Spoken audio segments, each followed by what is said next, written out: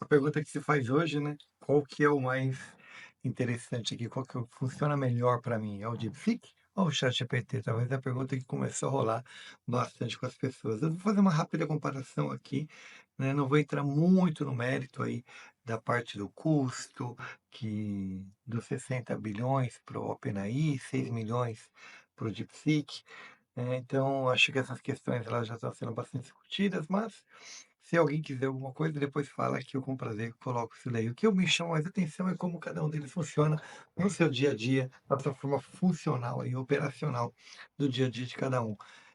O que a gente precisa de uma ferramenta, né? Talvez um canivete suíço para as mais distintas funções e atividades. E a pergunta que eu sempre ouço, né? Vale a pena ou não vale a pena comprar o ChatGPT? Né, então, se alguém quiser também saber sobre isso, depois eu falo. Basicamente, vamos dizer aqui, né, essa diferença básica, né, entre o DeepSeek e o ChatGPT. Lembrando, né, para quem poxa, a grande maioria de vocês utiliza o ChatGPT o tempo todo, né?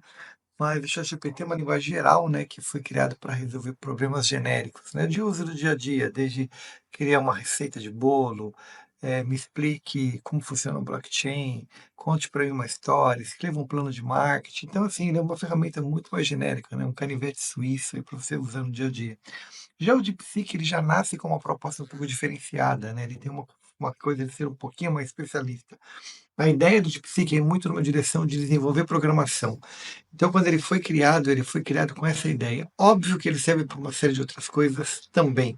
Ele conhece 338, se não me engano, linguagens ao todo, né, de linguagem de programação, né, para você ter uma ideia da quantidade de linguagem de programação, mas as mais utilizadas hoje, Python, HTML, Java, CSS, as linguagens são as mais convencionais aí na maioria das pessoas. Pela primeira vez que você se loga, né, para quem ainda não entrou no DeepSeek, né?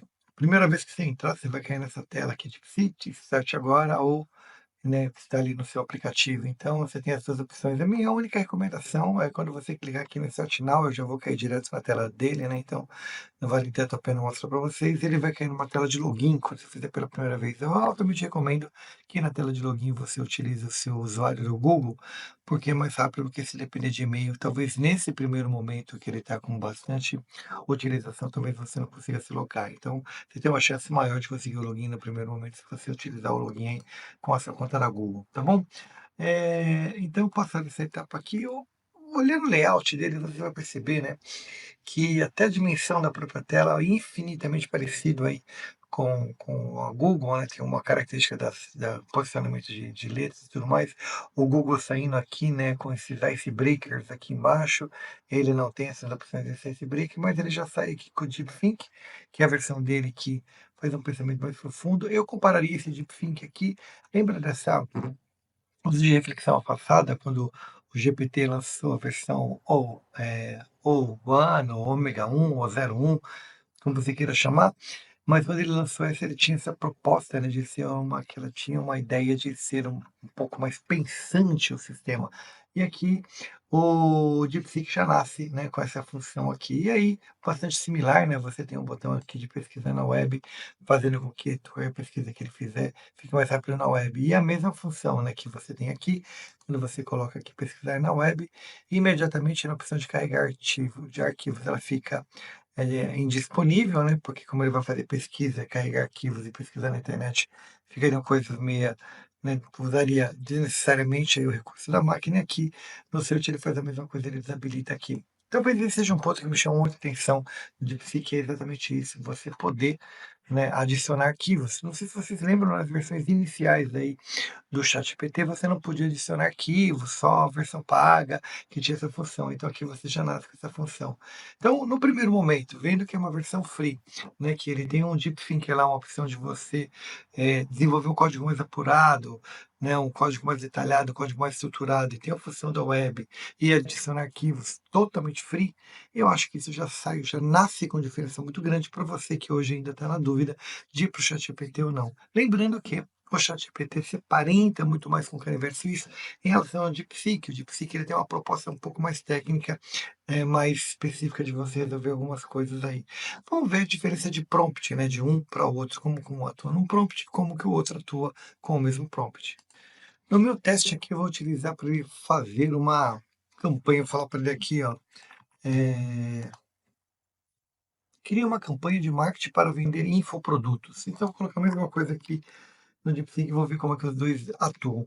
Nesse primeiro momento, eu não vou acionar aqui o botãozinho do DeepSeek para ele ficar mais específico, eu deixar ele genérico, para os dois trabalharem com a mesma ideia de estarem num modelo mais genérico, por assim dizer, né?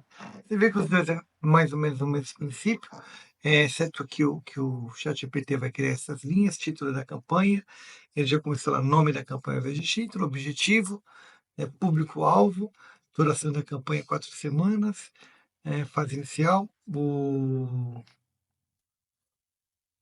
Outra coisa que me chama atenção, que me chamou muita atenção logo de cara, foi o tamanho das fontes, né? Vocês podem perceber que o ChatGPT ele já vem com uma fonte maior em relação ao DeepSeek que vem com uma fonte menor e um texto um pouquinho mais comprimido, por assim dizer. Você percebe que a diferença dos dois textos é um pouquinho comprimido em relação um ao outro.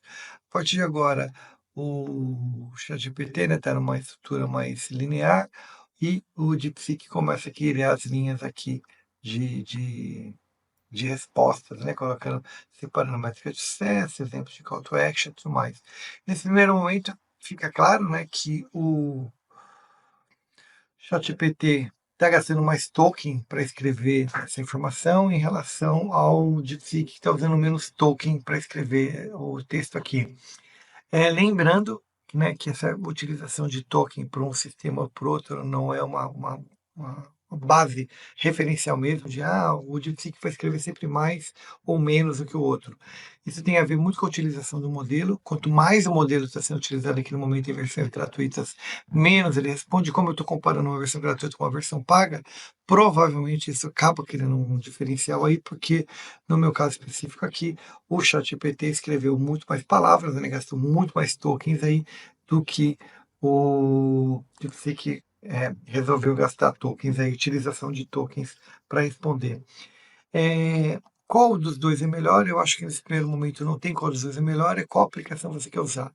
Acho que vale muito a pena, assim como a gente brinca com o Gemini, né, ou em algumas circunstâncias utilizar o Gemini para uma coisa, o ChatGPT para outra, acho que vale muito a pena utilizar o DeepSeek aqui. Um dado relevante que eu acho é você poder adicionar arquivos, né, coisa que no ChatGPT, se você tiver versão gratuita, você não pode adicionar.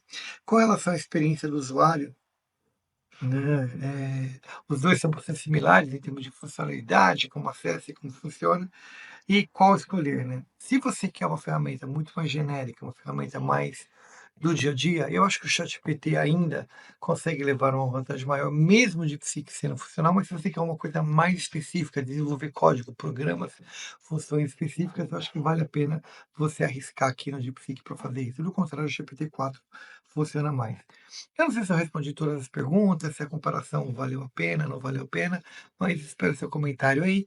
E querendo mais informações, mais alguma coisa que eu deixei para trás, manda uma mensagem que eu monto, né, crio um novo vídeo falando disso daí. Tá bom?